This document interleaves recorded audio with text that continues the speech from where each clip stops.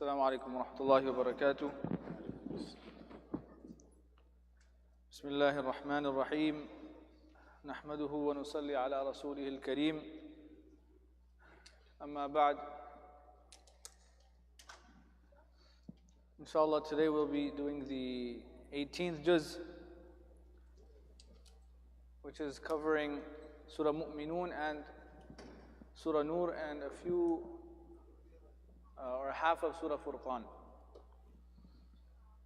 In the beginning of the 18th juz, Allah subhanahu wa ta'ala, He talks about falah, talks about success. He says, قَدْ أَفْلَحَ الْمُؤْمِنُونَ, that success is truly and really attained by the believers. And then He mentions some attributes of the believers. And when we look at these attributes, about 6 or 7 attributes, we see that it encompasses most of the deen. We'll go through them quickly.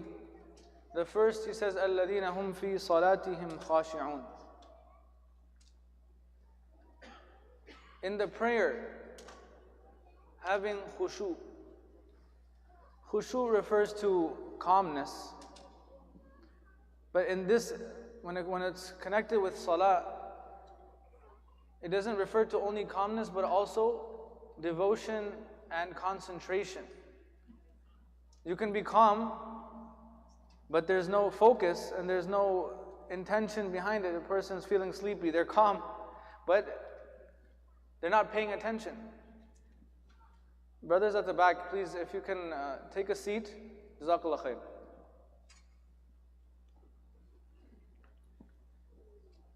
So, calmness along with devotion and concentration. Focus on Allah subhanahu wa ta'ala in the prayer.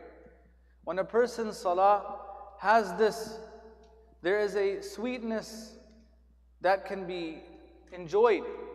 There is a feeling that a person cannot get from anywhere else. When they are conscious and they have this understanding that they are standing in front of Allah subhanahu wa ta'ala.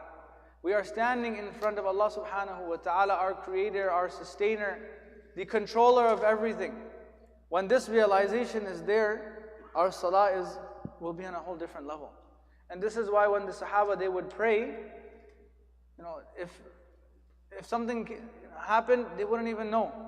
Many times there were incidents reported where the house is on fire or the roof fell down or this happened, that happened, and they weren't even aware.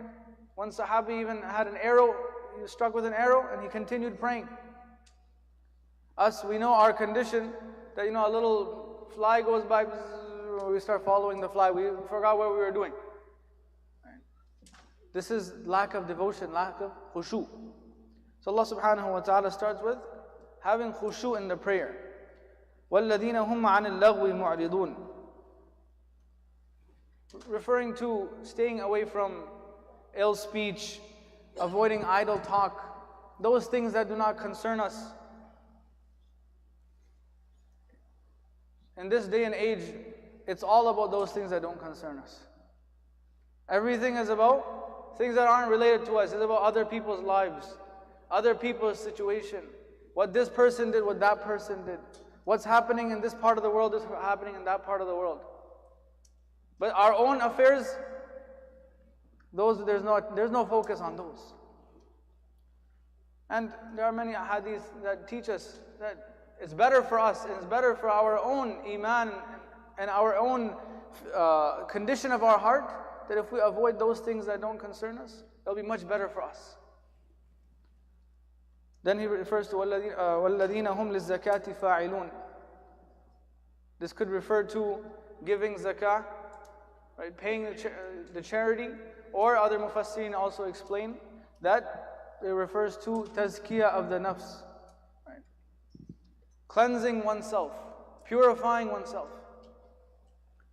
This comes with reflection of Allah subhanahu wa ta'ala. A lot of dhikr.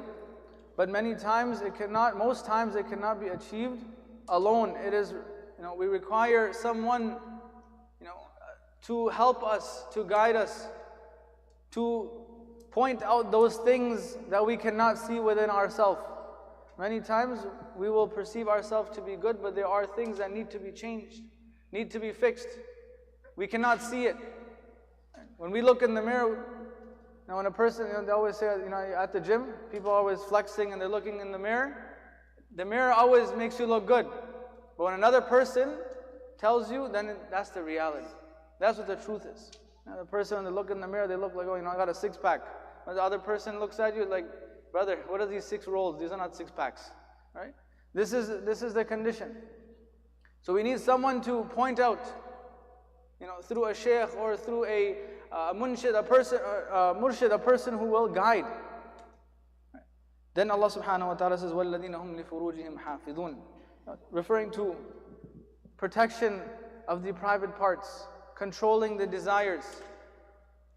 And of course, all of these ayat have so much depth where we don't have no time to cover all of that. We're just going through the attributes themselves. Then Allah subhanahu wa ta'ala says, وَالَّذِينَ هُمْ لِأَمَانَاتِهِمْ وَعَهْدِهِمْ رَاعُونَ, referring to keeping one's word, fulfilling the covenant, fulfilling the promise, understanding that the believer's word has value. The believer's tongue is sacred. What's being said has to be accounted for. And we covered that topic when we were reading the 6th juz, where Allah subhanahu wa ta'ala started the surah, يَا الَّذِينَ آمَنُوا أَوْفُوا بِالْعُقُودِ. And then lastly he says, وَالَّذِينَ هُمْ عَلَى صَلَوَاتِهِمْ يُحَافِظُونَ. In the beginning it was salah. It was singular form, referring to all the salah, whether it's fard, whether it's wajib, whether it's nafl, khushu, devotion, concentration in all of the prayers. And over here Allah subhanahu wa ta'ala uses the jama' form, referring to the 5 obligatory prayers, where a person is safeguarding them. How? Making sure that they are praying them on time. Make sure they're praying in the right manner. After all of these attributes, Allah subhanahu wa ta'ala says, أُولَٰئِكَ هُمُ الْوَارِثُونَ, that these are the heirs. Who? What are they inheriting? الَّذِينَ يَرِثُونَ الْفِرْدَوْسِ, that these people, they will inherit Jannatul Firdaus. They will be gifted this Jannah. In the beginning it started with قَدْ أَفْلَحَ الْمُؤْمِنُونَ. And Mufassirin explain over here that falah, success, true success cannot be attained in this world. This world is a world of problems. This world is a temporary world. This world is a world of, tests. It doesn't matter what you have. It doesn't matter what level you get to. You can never have true success in this world. So by ending off, after these attributes, by ending off with Allah subhanahu wa ta'ala saying that you will inherit Firdaus, meaning that a person who has these attributes, they will get the true success. The true success is the success of the hereafter. It is Jannatul Firdaus. May Allah subhanahu wa ta'ala grant us all Jannatul Firdaus. Ameen wa akhir da'wana. Alhamdulillahi Rabbil Alamin.